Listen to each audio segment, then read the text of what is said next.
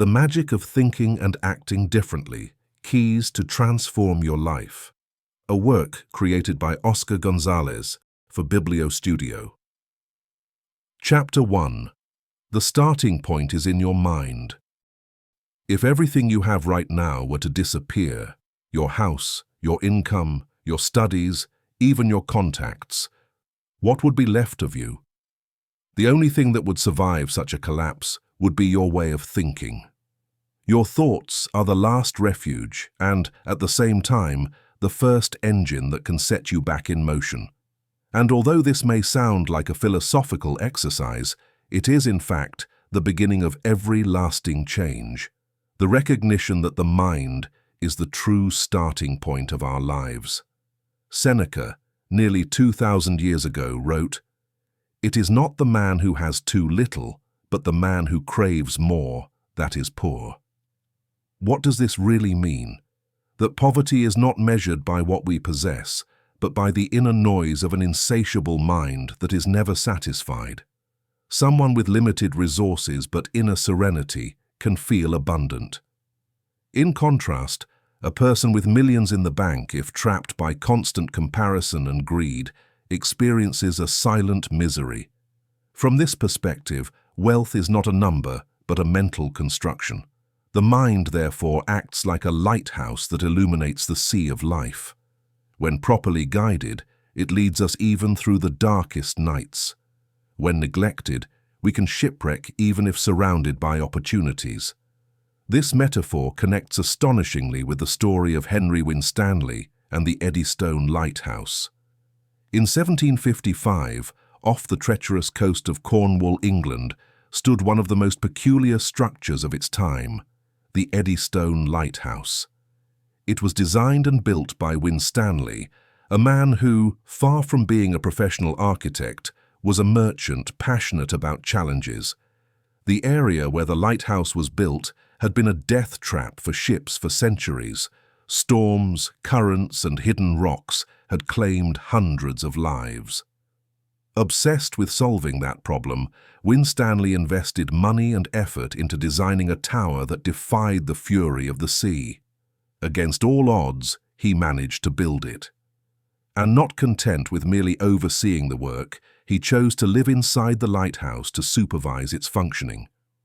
In November 1703, one of the most devastating storms in British history ravaged the coast. Winstanley's lighthouse collapsed with him inside, burying his life along with the structure. It might seem like a tragic ending, but the truth is that his vision did not sink with him. It inspired other engineers, and in time, new versions of the lighthouse were built, structures that still guide sailors at Eddystone today. His determination showed that an idea, even if it does not survive with its creator, can illuminate generations. The parallel with our own lives is clear. We may not be able to control external storms, but we can decide what lighthouse we choose to light within our minds. That inner light is what allows us to orient ourselves amid confusion, and if we turn it off, we are left entirely dependent on the darkness of others. Now, what happens when we think big but act small? Here, a fascinating biological curiosity comes into play. Giraffes, despite their enormous necks, have the exact same number of cervical vertebrae as humans, 7. The difference is not in the quantity, but in how those vertebrae have developed. That adaptation allows them to reach the unreachable, to feed from the highest branches, to see farther than other animals. The extraordinary thing about the giraffe is not that it received more pieces, but that it did something different with the same ones we all share. Think about applying this to your own life. You don't need to accumulate endless resources, degrees, contacts, or courses to stand out. What you need is to learn how to stretch to the fullest what you already have. The real magic is not in adding vertebrae, but in unlocking unexpected potential from the 7 you already possess. I often hear people say, "If I had more time, I'd be productive. If I had been born somewhere else, I'd do better. If I had more money, I could start something." All those ifs are excuses disguised as logic. The reality is that the difference is not in the number of cards we are dealt, but in how we play the hand. Giraffes didn't lament not having more bones. They simply did something extraordinary with the ones they had. That is why this chapter is titled, "The Starting Point is in Your Mind." It doesn't matter if your present seems modest. What makes the difference is the mental design with which you face it. Winstanley's lighthouse was, in essence, a dream turned into stone.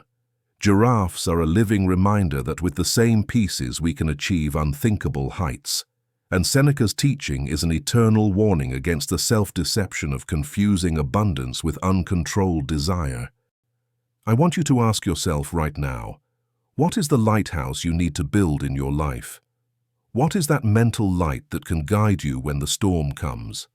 Perhaps it's the discipline of a habit, the clarity of a concrete goal, or the courage to leave behind what no longer serves you. But remember, the lighthouse doesn't have to be perfect. It only has to be lit. There is something powerful in understanding that storms are inevitable. We will all face dark nights, losses, and failures. The common mistake is waiting to have more to feel ready. More money, more confidence, more knowledge.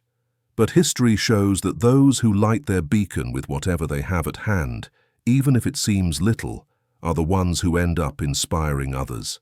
Think about it. Winstanley was not a renowned engineer.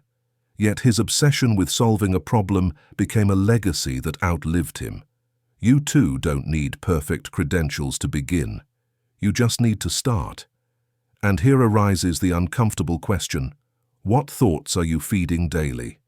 Because those thoughts, little by little, shape your perception of wealth, your willingness to take risks, and your way of interpreting life. If you constantly tell yourself that you lack something, you train your brain to see scarcity. If you choose to focus on what you already have and how to expand it, you train your brain to recognize opportunities where others only see limitations. The starting point is, always, in the mind. From there, everything else organizes itself as a consequence. And the extraordinary thing is that, although we cannot control everything external, we can choose how to light our inner beacon. By doing so, we stop being victims of the storm and become navigators capable of steering our ship, even through the darkest nights. Chapter 2. The Power of a Burning Desire. We have all felt at some point that spark that ignites something within us, the drive to achieve a goal that, although it may seem distant, fills us with energy just by imagining it. That spark is the burning desire.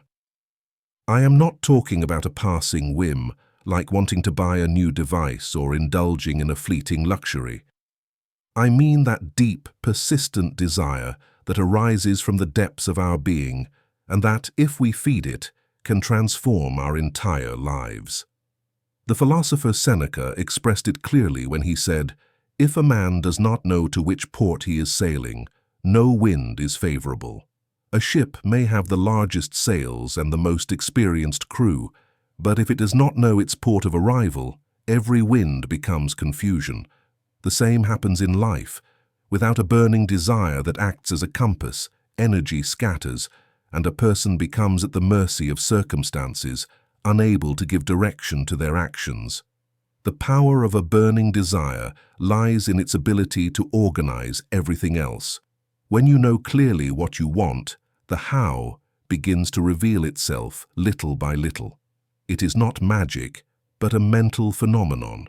Your attention filters, your memory selects what is relevant, your perception adjusts. The world does not change overnight, but your way of seeing it does, and that difference is enough to open paths that once seemed closed. A moving example of how a genuine desire can guide action is found in a little-known story of Franz Kafka. The famous Czech writer, known for his unsettling tales, lived a surprisingly human episode shortly before his death. It is said that one day, while walking through a park in Berlin, he encountered a little girl crying inconsolably. She had lost her doll. Instead of offering superficial consolation, Kafka felt an intense desire to ease the child's pain, and so he decided to act in an unusual way. He began writing her letters as if they were sent by the lost doll. In those letters, the doll explained that she had set off on a journey around the world, narrating in detail the adventures she was experiencing in different places. Kafka invented stories full of tenderness, and every day he returned to the park to deliver a new letter to the girl. This ritual went on for weeks. The girl moved from sadness to anticipation, eagerly awaiting each letter. Kafka's desire was not to become an anonymous hero, but simply to ease the anguish of a stranger. And yet, that small act became something much greater, a beacon of hope that transcended his own life. Why? Because his burning desire turned into constant action. Kafka's example reminds us that an authentic desire does not always seek personal glory or external recognition. Sometimes its greatness lies in its purity. And here emerges an essential truth. When a desire truly burns, it becomes commitment. It is not enough to think about it or dream it. It drags you into action. Modern psychology has explored this phenomenon from different angles. One of the most fascinating discoveries about it is the so-called Zeigarnik effect. It was identified by psychologist Bloomer Zeigarnik in 1927 after observing a curious detail in a restaurant. Waiters easily remembered pending orders but quickly forgot the ones already served. Intrigued, Zeigarnik studied the phenomenon in her laboratory and discovered that people tend to remember incomplete tasks better than completed ones. Why does this happen? Because the mind hates loose ends. An unresolved goal remains active in memory, gently pushing from the background, reminding us that something is missing. A burning desire works in a similar way. It is like an unfinished task that the mind refuses to let go of. That internal tension can become a powerful engine, capable of sustaining us for months or even years in pursuit of what we want. Imagine you decide to learn a language because you want to move to another country. That desire begins as an idea. But every time you see a sign in that language or hear a song you don't fully understand, your brain registers it as unfinished business. The Zeigarnik effect keeps that goal active in your mind, and little by little, even without noticing, it guides your decisions. You choose courses, look for opportunities, connect with people who speak that language. Your life begins to reorganize around that desire. The opposite is also true. When a desire is weak, it leaves barely a trace. It evaporates like New Year's resolutions that last a week. It generates no commitment and fails to activate that inner tension that keeps our memory alert. And therein lies the difference between those who transform their lives and those who remain trapped in the circle of excuses. I want you to think now of something you once truly wanted with all your strength. Perhaps it was passing an exam, getting a job, winning someone's heart, overcoming an illness. Do you remember how that desire conditioned your daily life? Everything that happened seemed to revolve around it. That is what distinguishes a burning desire. It transforms "it would be nice" into "I must do it." Now the key is to learn to choose wisely the ports toward which we want to sail, because desiring strongly does not automatically mean we are heading in the right direction. Some people waste their energy on superficial desires, empty recognition, meaningless competition, goals imposed by society rather than by their own heart. It is like sailing intensely toward the wrong port. They may arrive quickly, yes, but will realize too late that it was not the destination that would bring them fulfillment. A burning desire needs 3 ingredients to be healthy and transformative. The first is clarity, knowing exactly what you want, like the ship that knows its harbor. The second is authenticity, that the desire arises from you, not from the expectations of others. The third is persistence, the ability to keep the flame alive even when the wind blows against you. When these three elements unite, desire becomes compass, engine, and fuel all at once. It allows you to endure delays, rejections, and partial failures. It reminds you, like the waiters in Zeigarnik's experiment, that the task is still pending and that you cannot let it go. And above all, it offers you a sense of direction that, as Seneca would say, turns any wind into an ally. Kafka could not return the real doll to that little girl, but he was able to give her something more valuable, the illusion that her loss had meaning. His burning desire did not solve the impossible, but it transformed what was within his reach. That is the true power of this concept. It is not about promising miracles, but about mobilizing everything we have in favor of what we long for. Today, I want to invite you to pause for a moment and ask yourself, what is your port? What do you desire so intensely that you would be willing to organize your entire life around it? Don't look for quick or superficial answers. Take your time. Because when you find it, that desire will become the lighthouse that lights your way, the tension that keeps your mind alert, the spark that ignites your commitment. And remember, it doesn't matter how far the port is. What matters is that you recognize it, name it, and make it your compass. Because with a burning desire in your heart, even the most contrary wind can become favorable. Chapter 3. Breaking free from everyday mediocrity. Mediocrity rarely announces itself with a bang. It does not arrive with thunder or with a bright sign that reads, "Here begins the mediocre life." On the contrary, it quietly slips into habits, into repeated conversations, into days that feel like photocopies of the ones before. And the most dangerous thing is that, before we even notice it, we have already grown accustomed to it. Breaking free from everyday mediocrity does not mean living in a constant search for the spectacular or the extravagant. Rather, it means refusing to let routine extinguish the extraordinary in the simple. It means remembering, as Aristotle said more than 2,000 years ago, that hope is a waking dream. True hope is not a naive illusion, but an attitude of vigilance, a way of staying awake while others resign themselves to sleeping in conformity. Mediocrity often disguises itself as comfort. It is that whisper that says, "Why bother trying harder? This is enough." It is the voice that repeats, "There's no need to take risks.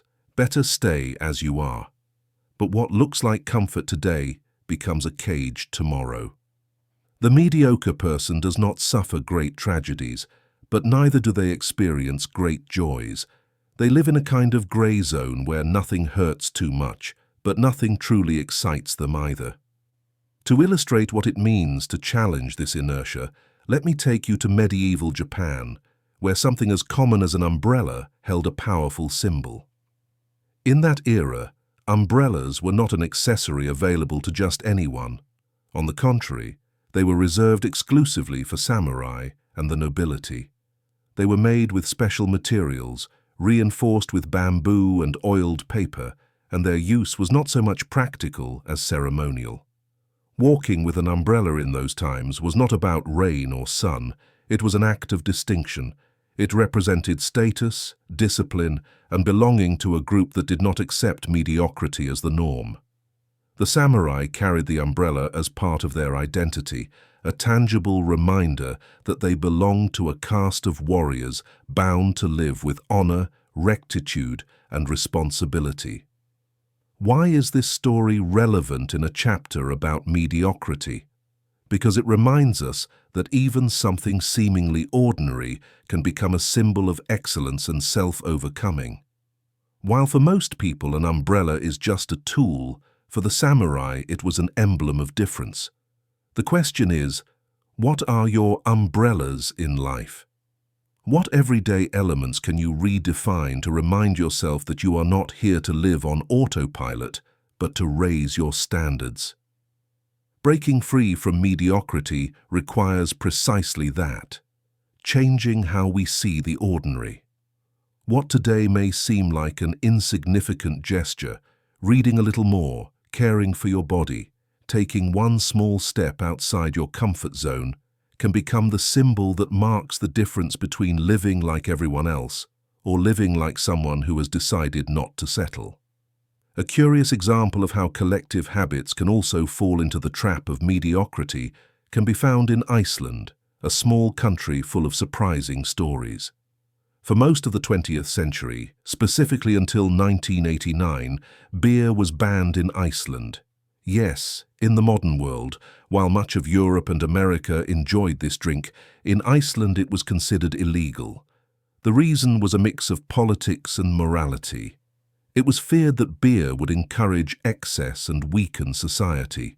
For decades, Icelanders could consume other stronger alcoholic beverages such as spirits, but not beer. Isn't that paradoxical? What they sought to avoid ended up fostering more extreme behaviors.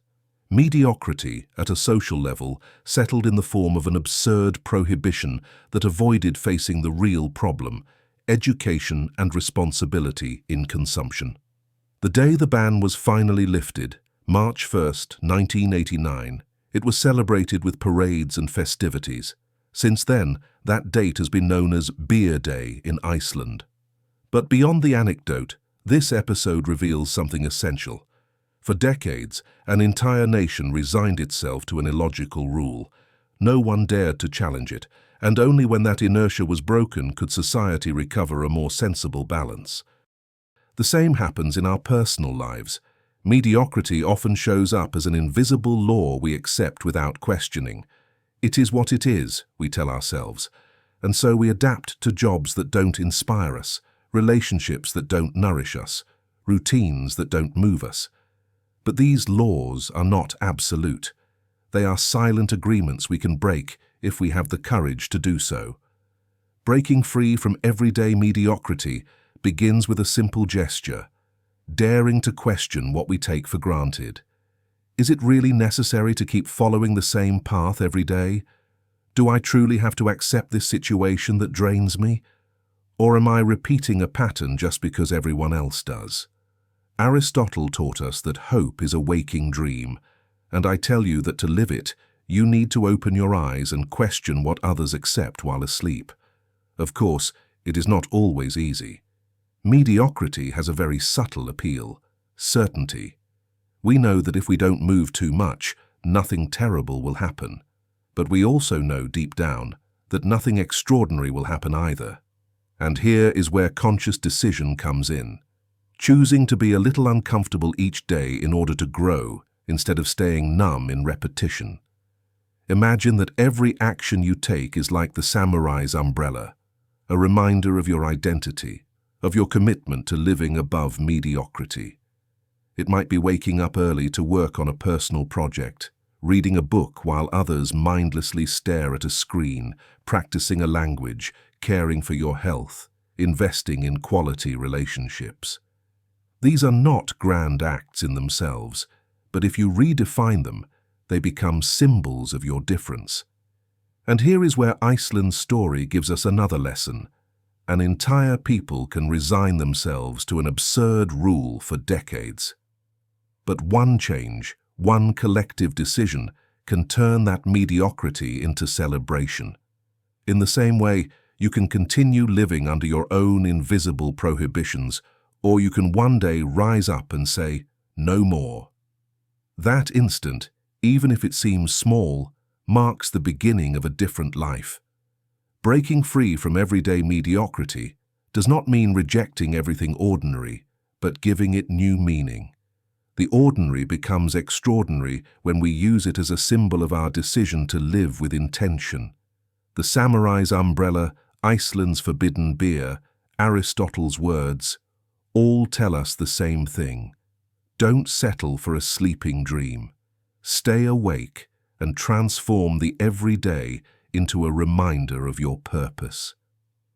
I want you, at the end of this chapter, to choose one gesture from your daily life and make it your personal umbrella. It could be your morning coffee, the notebook where you jot down your ideas, the way you organize your desk.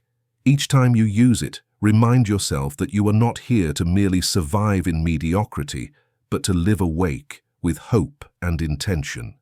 Because breaking free from everyday mediocrity is not a one-time heroic act. It is a choice repeated every day. And when the choice becomes a habit, the habit transforms into identity. Then, you will no longer be someone who fights against mediocrity. You will be someone who naturally lives above it. Chapter 4. Mental Discipline and Resilience. We live in a world that often confuses freedom with the absence of limits. We are told that being free means doing whatever we want, as if true greatness lay in having no rules. But the wise men of antiquity had a much deeper vision. Epictetus, the Stoic philosopher, summed it up masterfully. No man is free who is not master of himself. Discipline is not the opposite of freedom. It is its very condition. Only the one who governs himself, who can tame his impulses, direct his thoughts, and sustain his decisions in the midst of difficulty, is truly free. And here resilience appears as its inseparable companion, the ability to remain firm when everything seems to be collapsing. The world constantly reminds us that we have no control over external events. Tragedies and unforeseen circumstances appear without asking for permission. A chilling example can be found in the watches that are still preserved in Hiroshima. On August 6, 1945, at 8:15 in the morning, an atomic bomb forever changed the course of human history. In the city's museums and collections, watches are displayed that stopped precisely at that hour, their hands frozen in the instant of the explosion. Those watches became universal symbols of fragility and memory. The lives of thousands were cut short instantly, without choice, without physical resistance. But what is remarkable is that, even in the midst of such catastrophe, stories of resilience emerged, proving that mental discipline can sustain human beings, even in the worst of scenarios. There were survivors who, after losing everything, decided to dedicate their lives to peace, to rebuilding, to bearing witness. Amid the silence of the stopped watches, they lit a voice that still inspires the world today. This shows us that mental discipline is not a luxury for calm times, but a necessity for when the storm arrives. It is not about building walls to make ourselves immune to pain, but about training a mind capable of responding with clarity even in the darkest moments. Yet discipline is not always forged in tragedy. Sometimes it is built in the smallest of details, in the habits that seem harmless, but make the difference between a scattered life and a focused one. Here we find a fascinating anecdote about Ludwig van Beethoven. The German composer, one of the greatest musical geniuses of all time, was often criticized for the speed of some of his compositions. His scores indicated tempos so fast that later performers considered them almost impossible to play. For a long time, it was thought that Beethoven demanded an inhuman level of virtuosity. However, modern research discovered something unexpected. Beethoven's metronome, the instrument he used to mark tempo, was defective. Much of Beethoven's art developed based on an inaccurate reference, and yet his music transcended that technical error and became an eternal legacy. This anecdote contains a profound lesson. Discipline is not about having perfect conditions, but about working with what we have. Beethoven did not wait for a flawless metronome to create. He used the one he had with its flaws, and from it, greatness emerged. How often do we make excuses by saying we don't have the ideal conditions to begin? When I have more time, when I have more money, when I have more confidence. We wait for the perfect metronome, forgetting that discipline is about starting with what is available and persevering despite imperfections. If Beethoven could compose immortal works with a faulty device, what could we not achieve with the tools we already possess? However, in today's society, we face another challenge, one that seems opposite to the lack of resources, the excess of options. This is what psychologists call the paradox of choice. In theory, having more possibilities should make us happier. But reality shows the opposite. The more options we have, the harder it is to choose, the more anxiety we feel, and the less satisfied we are with our decisions. Think about it. You enter a store with 2 shirt models. You pick one and probably wear it happily for years. Now imagine the same store with 200 options. You spend hours deciding, and in the end, once you finally buy one, instead of feeling relief, you wonder whether another would have been better. That constant doubt erodes satisfaction. The paradox of choice applies not only to shopping, but to every area of modern life: careers, relationships, leisure activities, even food. The abundance of options can be paralyzing, and this is where mental discipline becomes crucial. We need the ability to filter, to focus on what truly matters, to renounce the noise in order to embrace the essential. Discipline and resilience are, in essence, 2 sides of the same coin. Discipline helps us order our lives before the storm. Resilience sustains us when the storm breaks. Both are built with small, consistent, repeated decisions. And the most powerful truth is that, by training them, we gain something more valuable than success. We gain inner freedom. To be master of yourself means not becoming a slave to either excess or scarcity. It means not being dominated by fear when things fall apart, nor by anxiety when the world offers too much.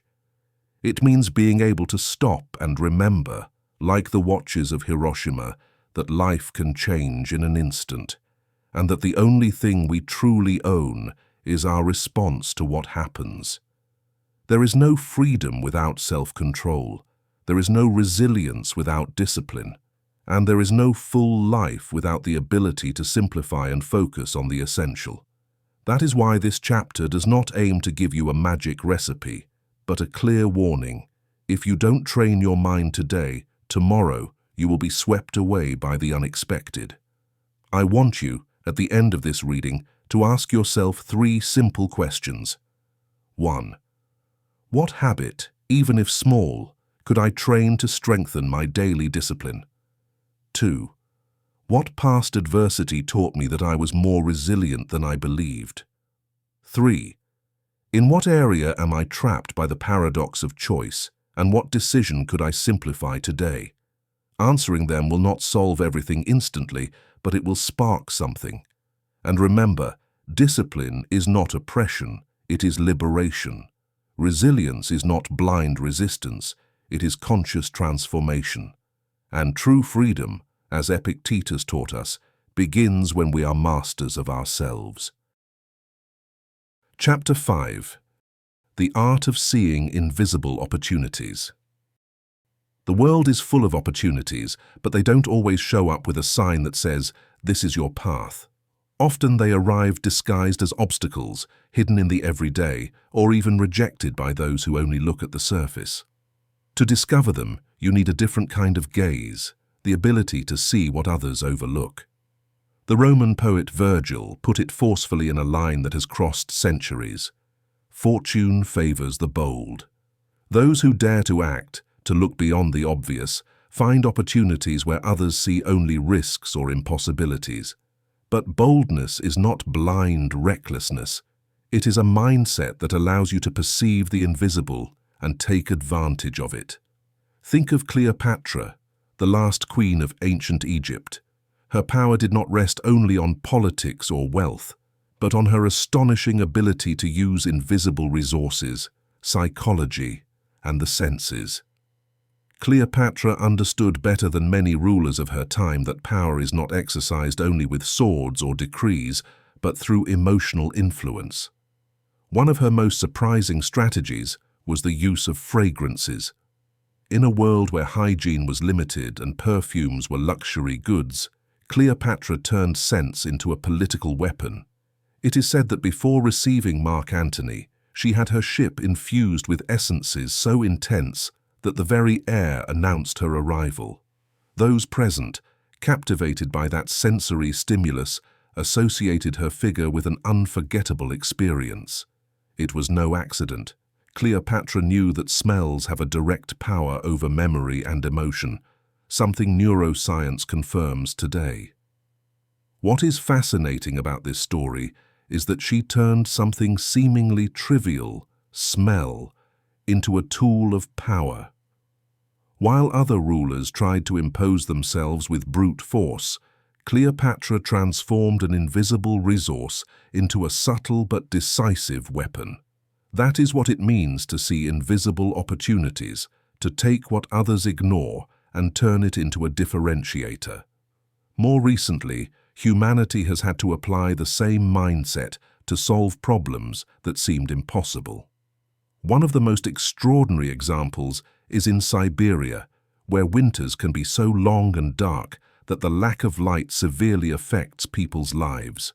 For years, entire communities lived in shadow, with high rates of depression and difficulties in social and economic development. Then a seemingly strange idea arose: the so-called mirror cities. In some towns, huge mirrors were installed on nearby mountains or elevated structures designed to reflect sunlight into areas that never received it directly. Suddenly, streets that spent months in shade began to receive sun rays thanks to a play of angles and reflections. What looked like madness ended up being a brilliant solution.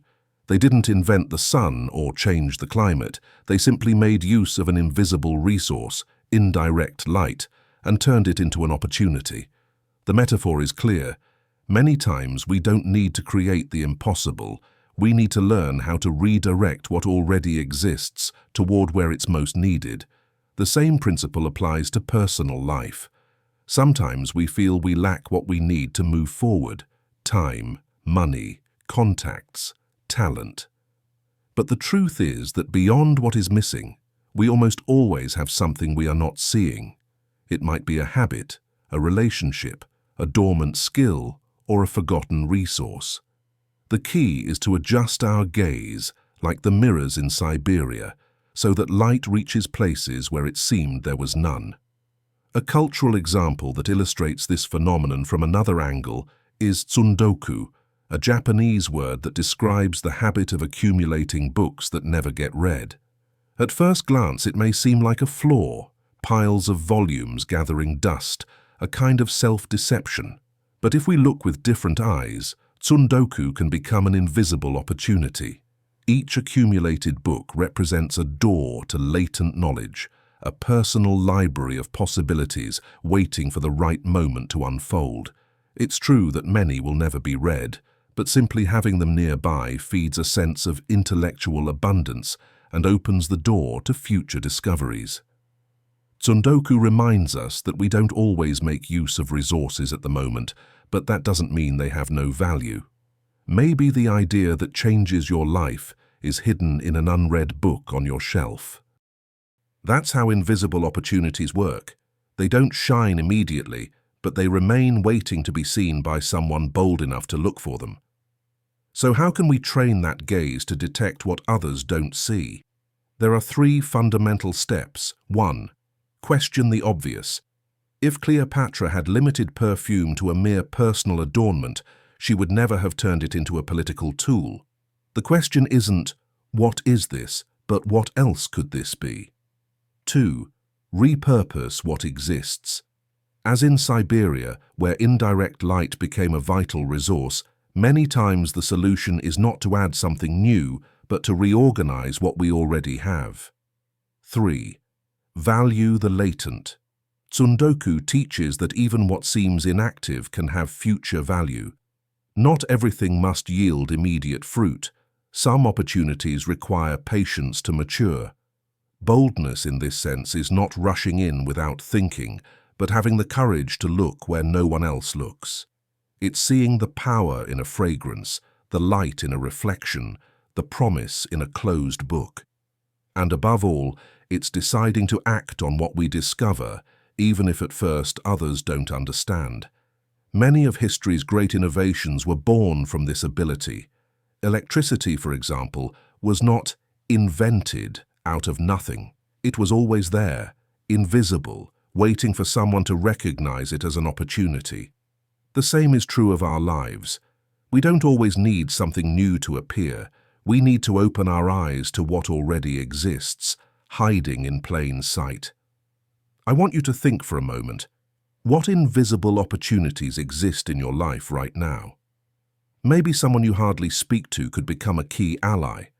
Perhaps a past mistake holds a lesson you haven't used yet. Or it could be that, like the books in Sundoku, you have dormant resources in your environment that are just waiting for you to dust them off.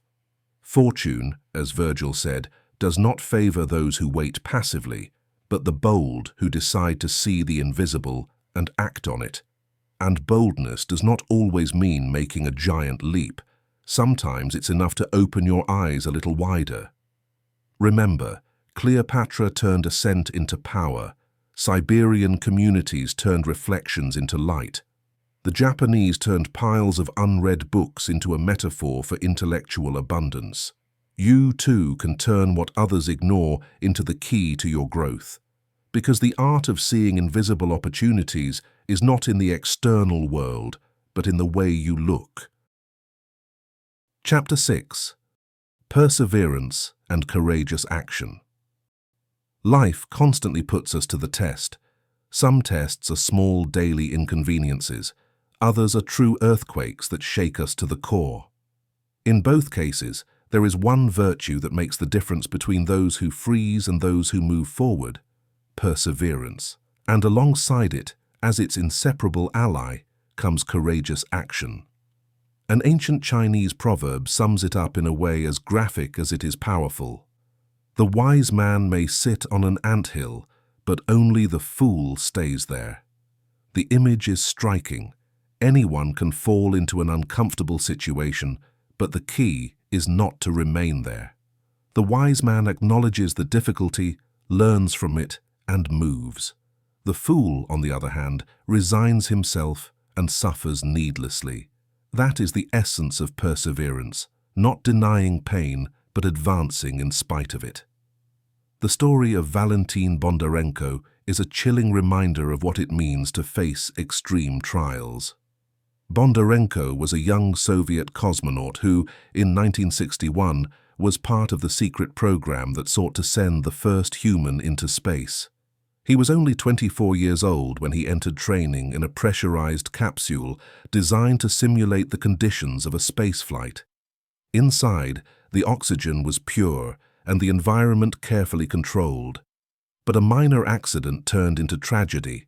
A towel soaked in alcohol brushed against an electrical resistance, and in a matter of seconds the cabin became a blazing inferno.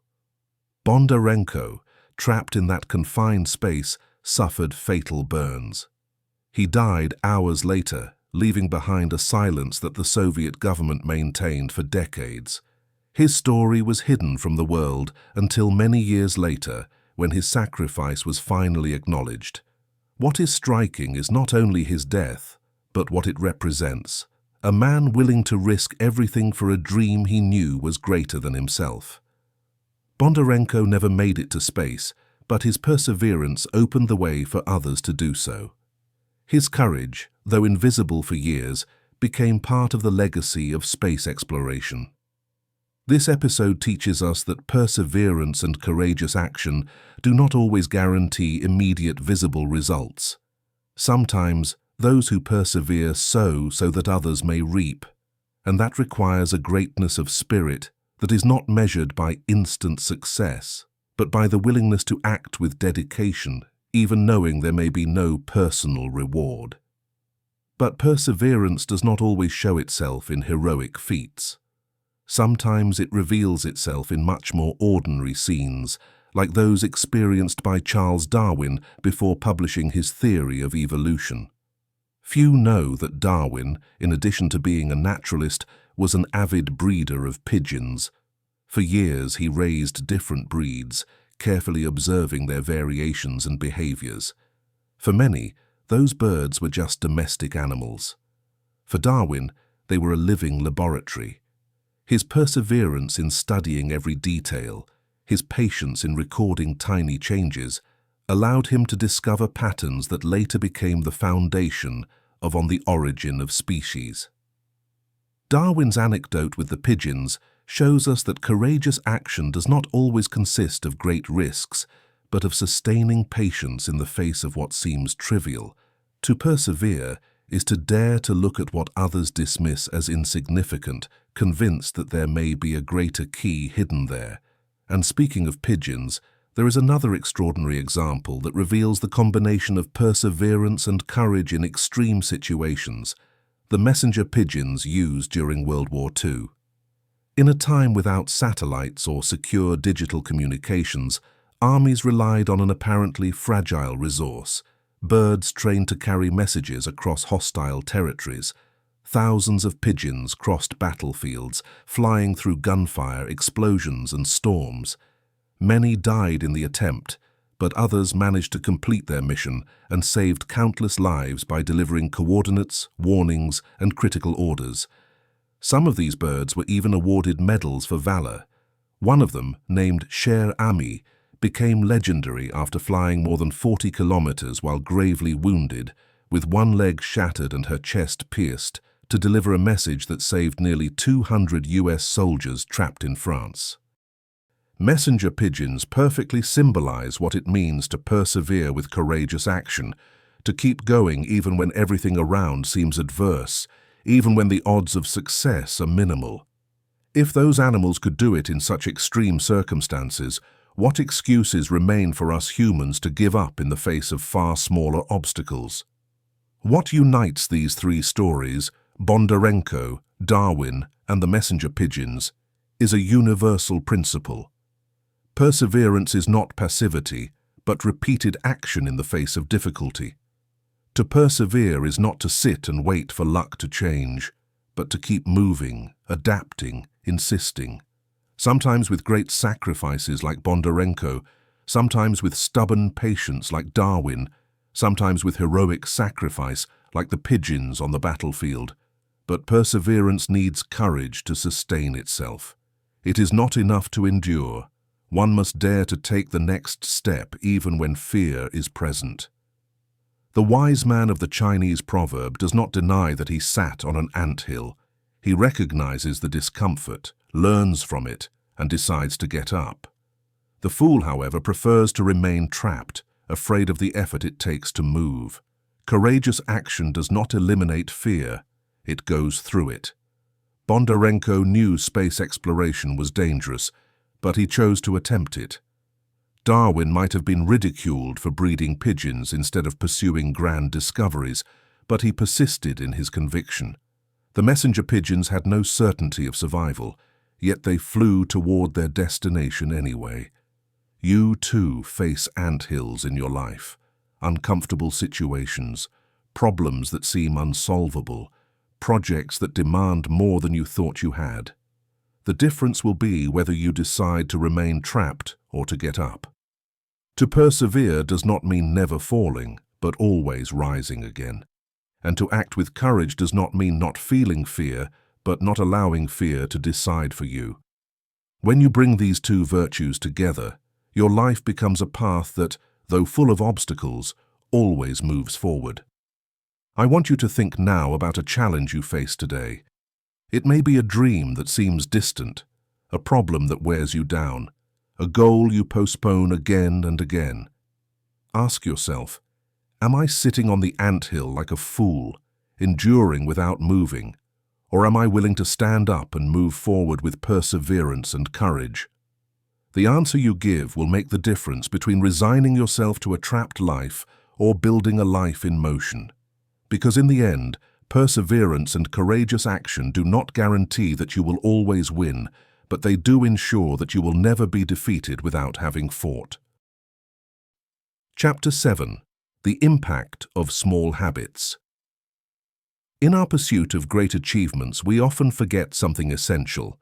The extraordinary is built with the ordinary. Small habits, repeated day after day, are like drops of water that end up shaping even the hardest rock. They are not spectacular gestures, but they have an accumulative power capable of transforming an entire life. A Buddhist proverb sums it up in luminous fashion. There is no path to happiness. Happiness is the path. The teaching is clear. It is not about waiting for a great event to occur in order to feel fulfilled, but about walking with habits that already connect us to well-being at every step. Happiness is not a distant destination, but a daily practice. Habits are invisible seeds. Sometimes they seem to have no immediate effect, but over time they create entire landscapes. To understand this, let's think of a geographical scenario as surprising as it is forgotten: Doggerland. About 8,000 years ago, the North Sea was not what we know today. Between Great Britain and continental Europe, there existed a vast expanse of fertile land inhabited by communities of hunter-gatherers. This territory, known as Doggerland, was a natural bridge that connected cultures and facilitated exchange. However, the rising sea levels after the last glaciation slowly flooded this region until it was left submerged beneath the waters. Today, Doggerland lies hidden under the sea, but its existence reminds us of a powerful lesson. Small, almost imperceptible changes accumulated over time can completely transform a landscape. The same happens with our lives. A slight rise in the water in 1 year changes nothing, but thousands of them, repeated, bury entire continents. Likewise, a habit may seem insignificant in a day, but sustained over years, it has the power to rebuild our entire identity. Think about it. Reading 10 minutes a day doesn't seem like much, but at the end of a year, it equals several books completed. Save a small amount of money each week, and in a few years, you'll have a fund you never imagined. Do 5 minutes of exercise every morning, and over time, your body and mind will transform. It is not grand gestures that change life, but the small habits that add up without us noticing. This logic also applies to creativity. Mark Twain, one of the most celebrated writers in American literature, not only left unforgettable novels like The Adventures of Tom Sawyer, he was also an inventor. Among his lesser-known curiosities is that he patented a memory game designed for children. It was a board with pieces that players had to remember and match, a kind of forerunner of today's memory games. Twain did not need to become an inventor to be remembered. He was already a recognized author. However, his passion for experimenting with small ideas led him to explore other fields. What's interesting is that this game was not born out of a desire for fame, but from a personal habit: constant curiosity. Twain had the habit of observing, of asking himself how things could be improved. That attitude, repeated throughout his life, was the seed of many of his works and even of practical inventions. The message is clear: small habits of curiosity, of attention, of persistence generate unexpected fruits. We don't know where they may lead us, but we do know that without them, we will hardly get anywhere. Even great civilizations understood the power of the small. The Mayans, for example, used cacao beans as currency. Imagine how symbolic that fact is. Something as everyday and simple as a bean became a unit of value, the foundation of exchanges that sustained entire economies. A single cacao bean is not worth much, but millions of them could support an empire. Again, the lesson is evident. The small, repeated and accumulated has a gigantic impact. The same happens with your habits. A single action may seem minimal, but repeated, it becomes the currency with which you build your destiny. The difference between people who achieve their goals and those who remain in mediocrity is rarely intelligence or talent. Almost always, it is habits. Small daily acts are what set the rhythm of a life. The one who has the habit of constantly studying prepares himself for unexpected opportunities. The one who has the habit of caring for his body is ready to face greater challenges. The one who cultivates the habit of gratitude discovers happiness in what others overlook. Of course, not all habits are positive. Just as Doggerland slowly disappeared beneath the waters, we too can sink if we accumulate destructive habits: procrastination, complaining, constant criticism, overconsumption. At first they seem harmless, but over time they can submerge us in a sea of dissatisfaction. That is why the key lies in being aware of what seeds we plant each day. Every habit, no matter how small, is a vote we cast for the person we want to become. You don't need to change everything at once. It is enough to start with one. Adding a good habit or eliminating a bad one can be the first step toward radical transformation. Happiness, then, is not a goal we reach at the end of a long journey, but the consequence of walking with habits aligned to our values. When we understand this, we stop postponing joy for some day and begin to experience it in the present. Imagine that each cacao bean the Mayans used as currency is a habit in your life. What are you accumulating? A treasure that will give you freedom or a weight that will drag you down? And think of Doggerland. The seas of your daily decisions are shaping the continent of your future, even if you don't yet notice it.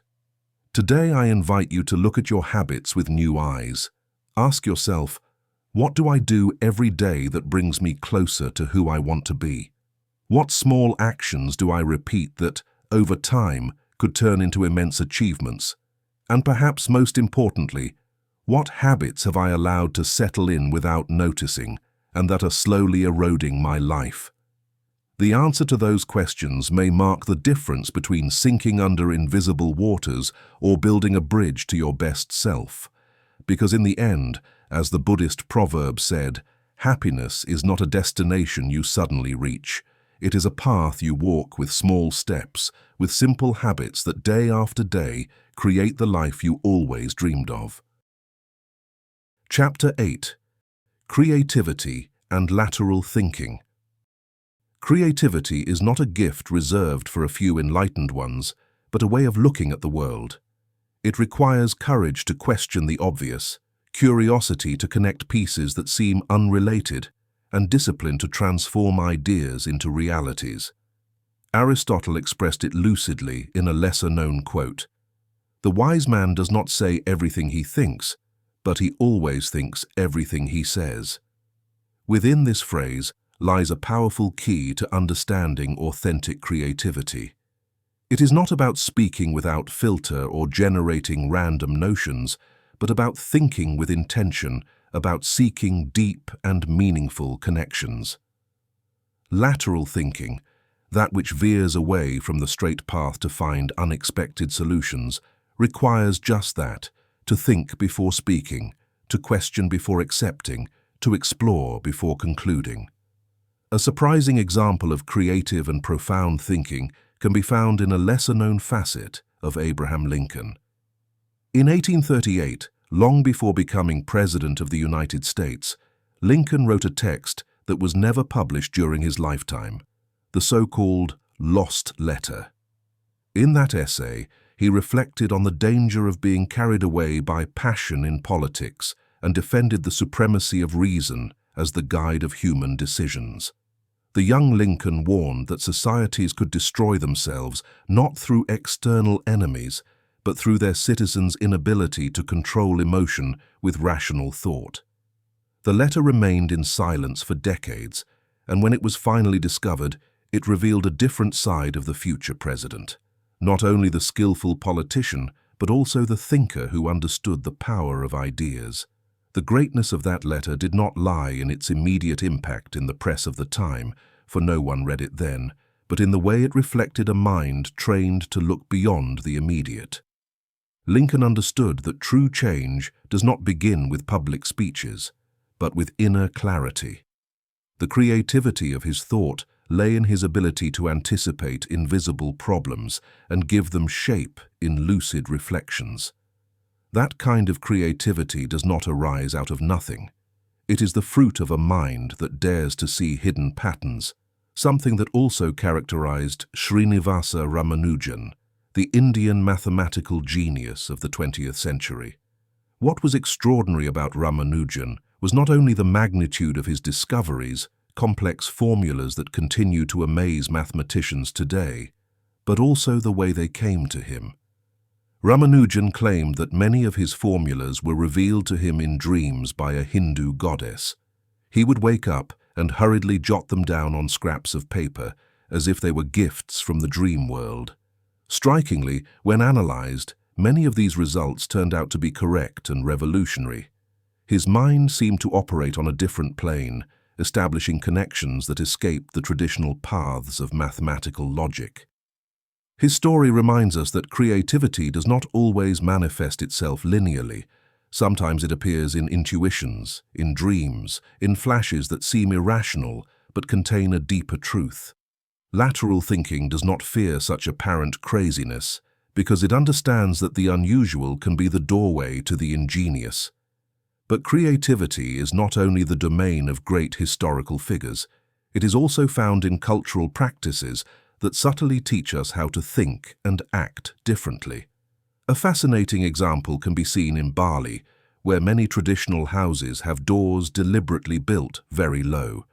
To pass through them, a person must bend down, almost as if bowing. At first glance, this may seem like a simple architectural detail, but in reality, it is a cultural reminder of humility. Every time you enter a house, you must bow, recognizing that you are stepping into a shared space and leaving arrogance outside. This custom is creativity applied to the social fabric, using architecture as a pedagogical tool to shape behavior and remind people of essential values. Lateral thinking feeds on such gestures, transforming something seemingly technical, like the height of a door, into a symbol loaded with meaning. And that is what we need to learn in order to be creative in our daily lives, to see opportunities where others see only routine, to give new meaning to the ordinary. Creativity, Lincoln, Ramanujan, the doors of Bali, all tell us the same thing. To think differently requires breaking with the inertia of linear thinking. And for that, we need three fundamental ingredients. 1. Constant curiosity. Lincoln wrote a letter that no one would read at the time, but he did it because his mind could not stop questioning and reflecting. Curiosity is the engine of creativity. 2. Trust in the unexpected. Ramanujan trusted his intuitions and dreams, even when they seemed extravagant. That faith in the unconventional led him to unique discoveries. 3. The ability to re-signify the everyday. The Balinese turned a simple door into a reminder of humility. You too can turn an object, a habit, or a space into a symbol of your values. Creativity and lateral thinking do not require being a mathematical genius or a visionary president. It is enough to dare to think what others do not think, to make connections that others do not make, to give new meaning to what seems trivial. Imagine applying this approach to your life. A work problem that seemed unsolvable might be resolved with an idea borrowed from another field. A personal routine that seemed boring might become a space for creation if you view it from another angle. An obstacle that seemed like a wall might turn into a door, even if a low one, that forces you to bow and enter with humility. In the end, Aristotle's quote takes on deeper meaning. The wise man thinks through every word before saying it. Creativity is not about saying a lot, but about thinking well. And thinking well means daring to look from unusual perspectives, to see the invisible, to value what others discard. That is how molds are broken and new possibilities are lit. Creativity and lateral thinking are not luxuries for artists or inventors. They are essential tools for anyone who wants to live an authentic, fulfilling, and meaningful life. Chapter 9. The Power of Invisible Character. Character is not something seen at first glance. It has no statues, it does not shine on trophies, nor is it displayed on medals. Character works in silence, like a hidden root beneath the earth. Invisible, yet absolutely essential for a tree to withstand the storms. That discreet strength, revealed above all in difficult moments, is what distinguishes those who stand firm from those who break at the first blow. Aristotle expressed it with his customary clarity. Education is an ornament in prosperity and a refuge in adversity. In times of calm, character may seem like a luxury, a decorative complement that goes unnoticed. But when life becomes hostile, it becomes both shield and compass. That education, understood not as mere instruction, but as the integral formation of mind and soul, is what sustains us when everything around collapses. The story of Hypatia of Alexandria, philosopher, mathematician, and astronomer of the 4th century, shows us how invisible character can transcend even death. In a turbulent era, where tensions between science, religion, and politics were escalating, Hypatia dared to teach openly in the Library of Alexandria. Her life was devoted to knowledge and the cultivation of reason in a context hostile both to women and, in general, to anyone who defied established dogmas. She was not a queen, had no armies, nor wealth to protect her.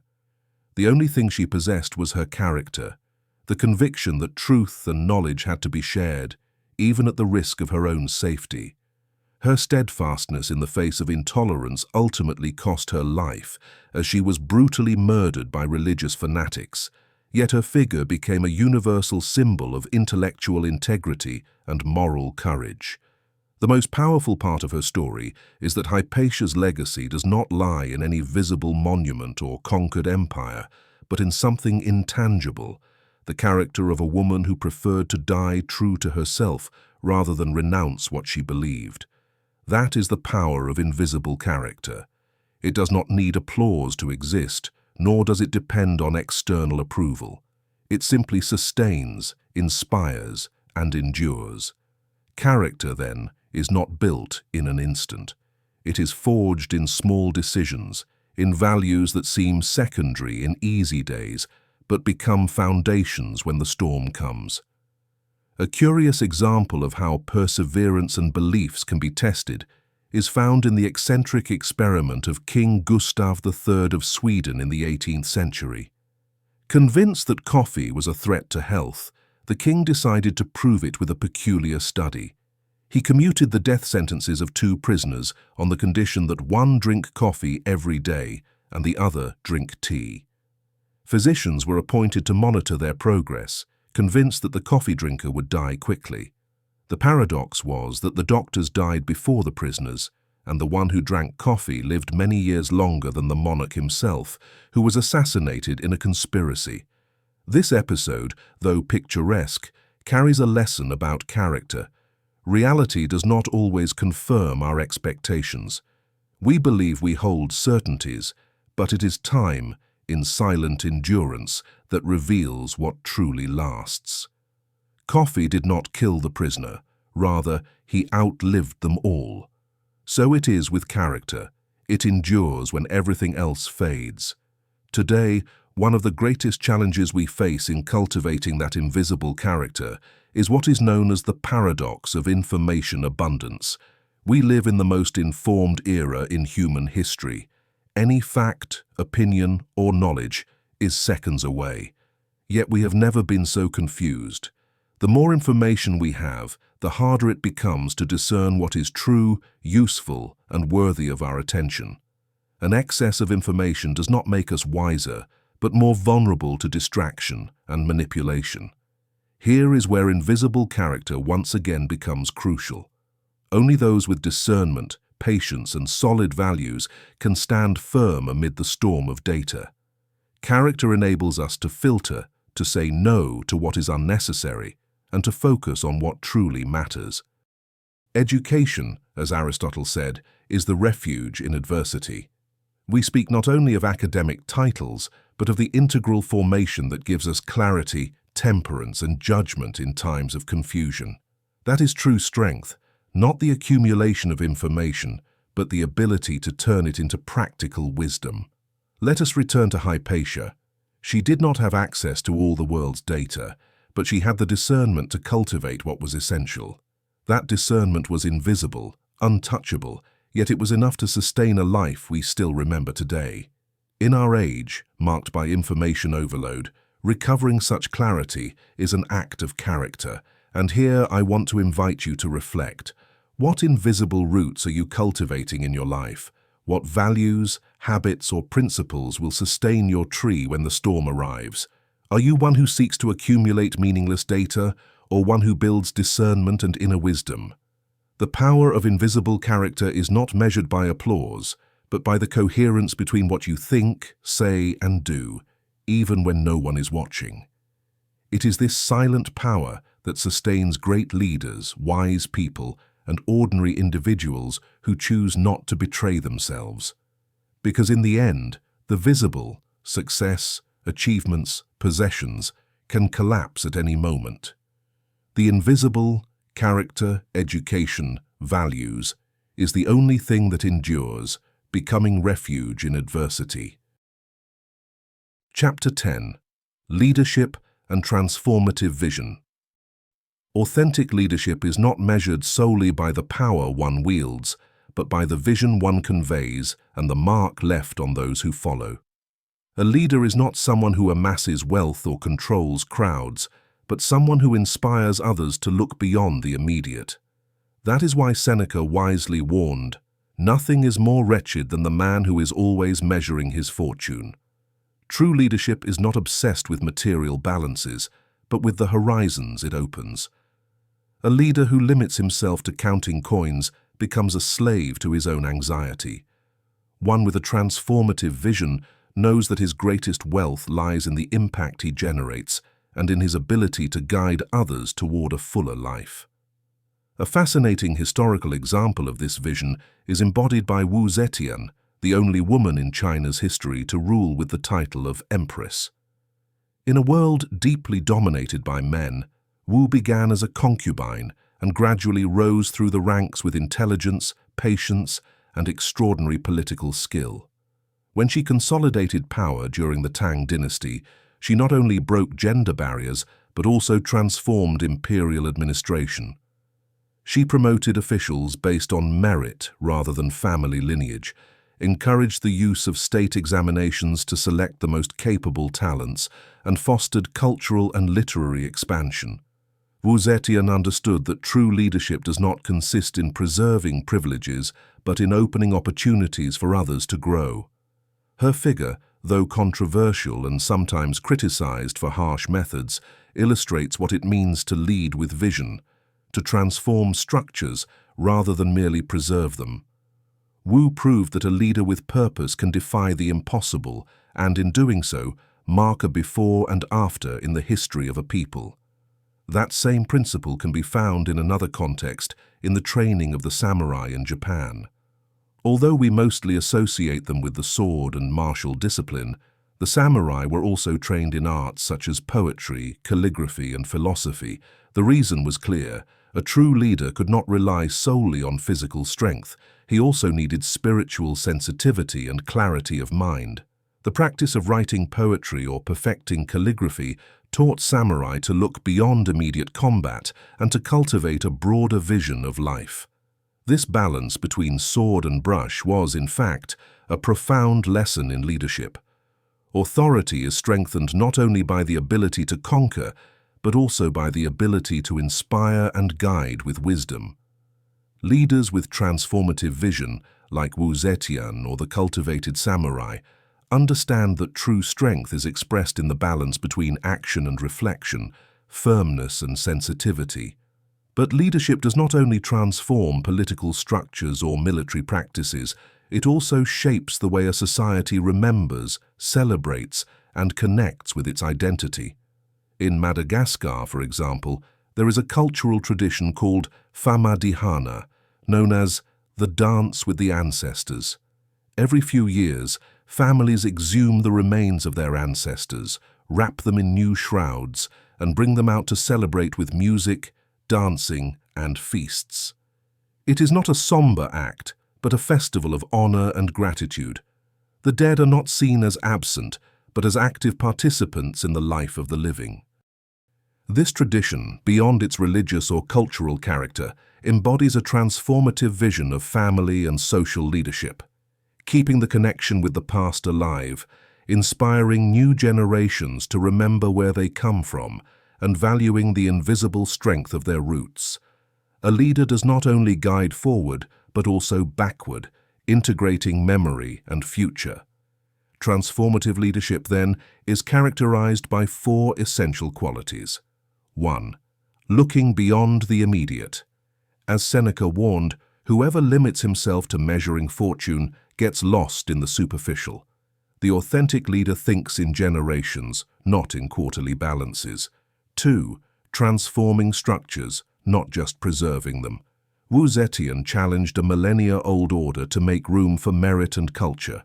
A leader with vision dares to change what is established. 3. Balancing strength and sensitivity. Samurai were not only warriors, but also poets and thinkers. Full leadership requires discipline, but also humanity. 4. Honoring roots while building the future. Madagascar's Famadihana reminds us that transformative vision connects past and present, tradition and change.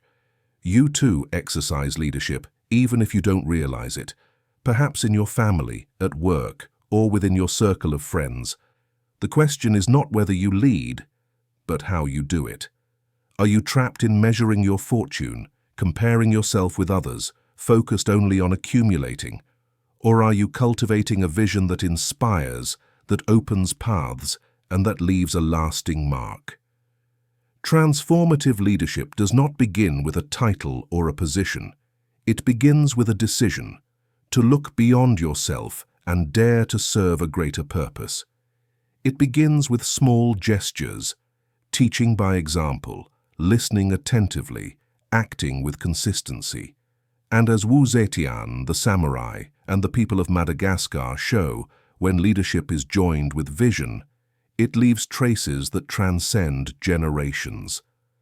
Perhaps the key is to remember that power is consumed, but vision endures. He who leads with ego is devoured by fortunes that never satisfy. He who leads with purpose transforms invisible realities and plants seeds that will bloom long after he is gone. Chapter 11. Innovation in Action. Innovation is not a luxury, but a way of thinking and acting that determines our ability to survive, thrive, and transform the world.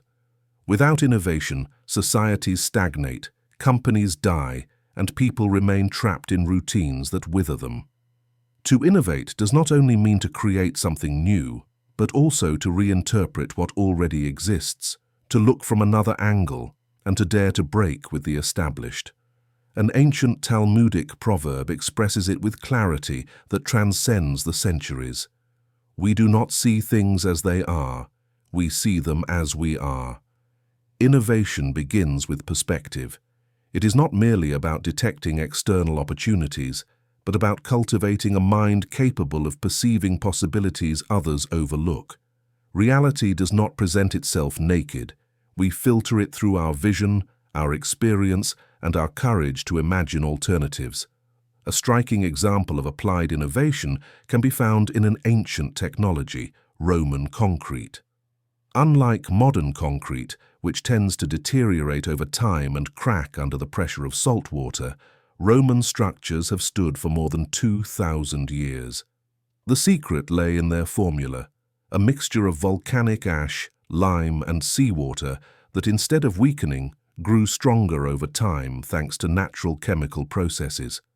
While our modern skyscrapers require constant maintenance, Roman harbors, aqueducts, and piers remain as testimonies of an innovation we have not fully replicated to this day.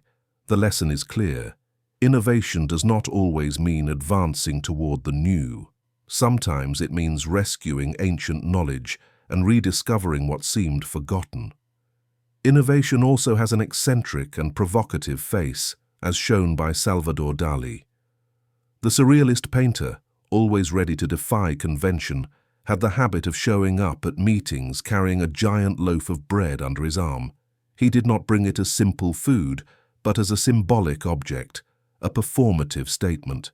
Dali understood that innovation is not only on the canvas, but in the way one defies the ordinary, forcing people to look twice and wonder what that absurd gesture meant. Dali's giant bread was more than an extravagance.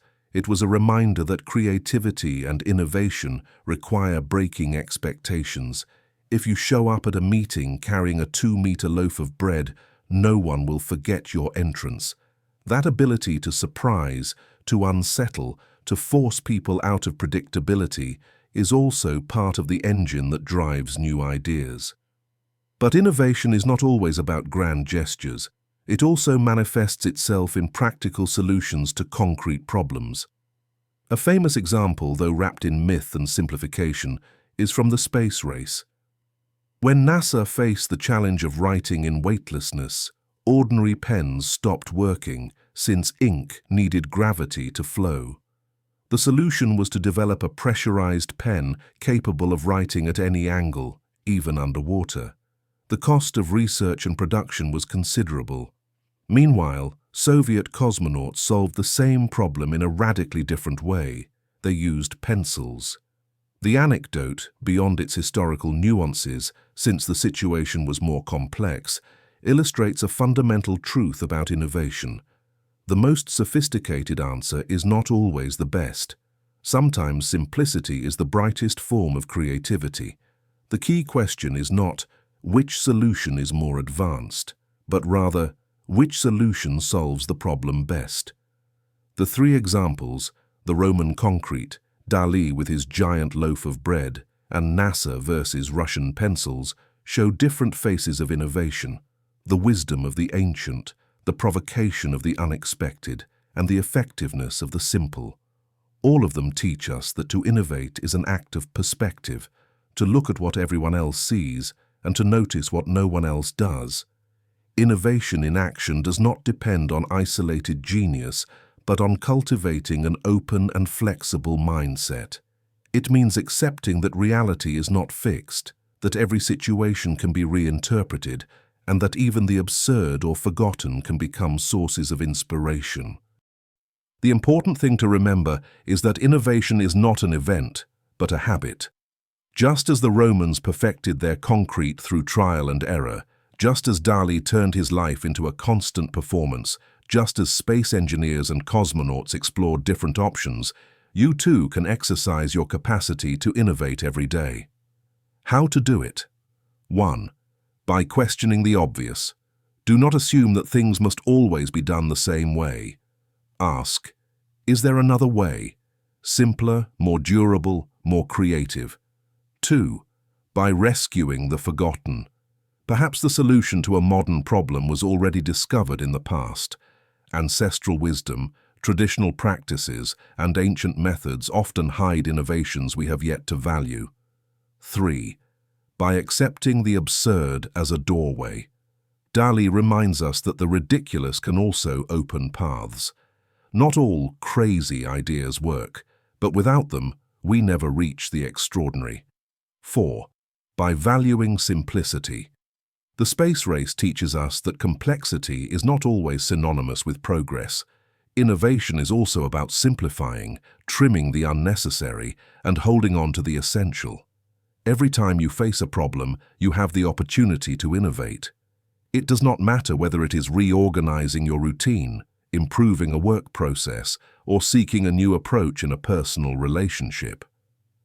Innovation is action, stepping out of autopilot and daring to create an alternative. The Talmudic proverb sums it up masterfully. We do not see things as they are, but as we are. If you cultivate a creative, curious, and courageous mind, you will see possibilities where others see only obstacles. Your innovation will not be just an isolated act, but a way of life. And perhaps the most inspiring thing is that authentic innovation does not need immediate recognition. Like Roman concrete, it may remain invisible for centuries, but its impact will outlast any passing trend. Chapter 12. Living and Thinking Differently Forever. We've reached the end of this journey, and perhaps what you have discovered is that living and thinking differently is not a passing trend or a motivational trick, but a way of being that transforms every moment. It is not something you switch on one day and turn off the next. It is a permanent commitment to a more conscious, creative, and fulfilling life. Joseph Joubert, an 18th century thinker, expressed it with an unforgettable image. He who has imagination without instruction has wings and no feet. Imagination is powerful, but without training, discipline, and structure, it becomes a reckless flight. Thinking differently does not mean fantasizing without direction, but uniting wings and feet. Dreaming high, yes, but with solid foundations to land and transform those dreams into realities. Science gives us a fascinating example of how the mind can expand and, at the same time, become trapped in invisible patterns. Ivan Pavlov, the Russian physiologist famous for his experiments with dogs, discovered classical conditioning. The animals, upon hearing a bell associated with food, began to salivate even when no food was present. What is less known is that they did not only react to the bell. Over time, the dogs also began responding to the sound of Pavlov's footsteps as he approached the laboratory. The expectation of food transferred to any signal related to the scientist. Thus, the animal mind, and by extension our own, can become trapped in associations that condition behavior. The lesson is twofold. On the one hand, it reveals the incredible plasticity of the mind. On the other, it warns of the danger of living on autopilot, reacting to stimuli without stopping to question them. Living differently means precisely breaking with those conditioned reflexes, choosing consciously instead of repeating learned responses.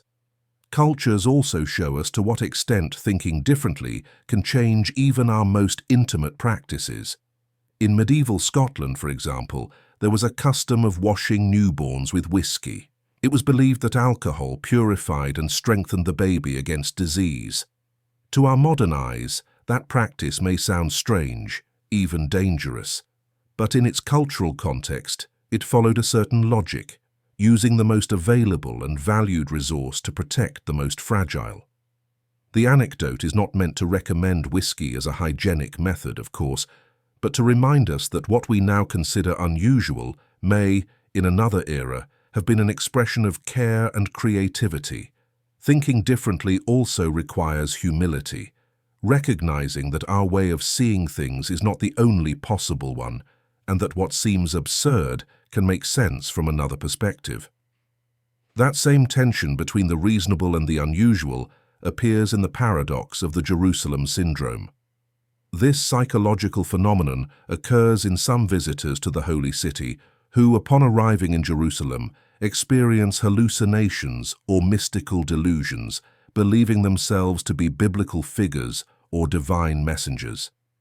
People who seemed perfectly sane when faced with the symbolic weight of the place enter an altered state of consciousness. The paradox is that the very city which inspires faith, peace, and transcendence in millions can drive others to the brink of madness. It is a reminder that the human mind is capable of turning context into experience, and that thinking differently also means learning to distinguish between revelation and distortion. These four elements, Joubert's quote, Pavlov's dogs, Scottish whiskey, and the Jerusalem syndrome, invite us to understand that living differently forever requires four fundamental principles. 1. Unite imagination and discipline. It is not enough to have wings. We need feet to walk. Creativity needs structure to become tangible. 2. Break with automatisms. Like Pavlov's dogs, we can become trapped in conditioned reflexes. Thinking differently is questioning each habit, each reaction, and choosing anew. 3. Learn from cultural diversity.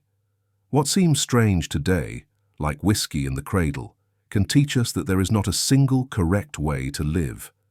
Openness of mind broadens horizons. 4. Recognize the limits of the mind. The Jerusalem syndrome reminds us that inspiration and delusion are closer than we think. Living differently means cultivating a clear, critical, and balanced mind. Now I want to speak directly to you. This book has not sought to give you closed recipes, but to provoke questions. Each chapter has been a mirror, a challenge, a push for you to stop seeing life only as it was shown to you, and to begin seeing it as you truly want. Living and thinking differently forever means daring to be the protagonist. It means using your imagination not to escape, but to build. It means having the humility to learn from distant cultures, the courage to question your reflexes, the patience to shape character, and the boldness to lead with vision. Imagine your life as a continuous experiment. What habits can you change today that will break your automatic conditioning? What new practices can you adopt that, though strange, will help you grow? What legacy do you want to leave that will inspire others to think differently once you are gone? The answer lies within you. And although no one else can walk your path, this journey can be profoundly inspiring to those around you. Because when one person dares to live and think differently, they light candles in the darkness of others. Remember, Pavlov's dogs had no choice, but you do. You are not condemned to repeat the same reflexes. You are not bound to what your culture or your time dictates as the only way. You are not obliged to lose yourself in aimless delusions. You can choose, and choosing to live and think differently, not for a while but forever, is the greatest innovation you can give yourself.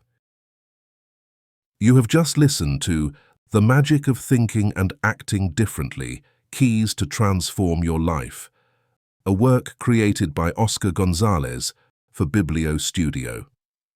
Dear listener, thank you very much for your time and presence. Warm regards and blessings.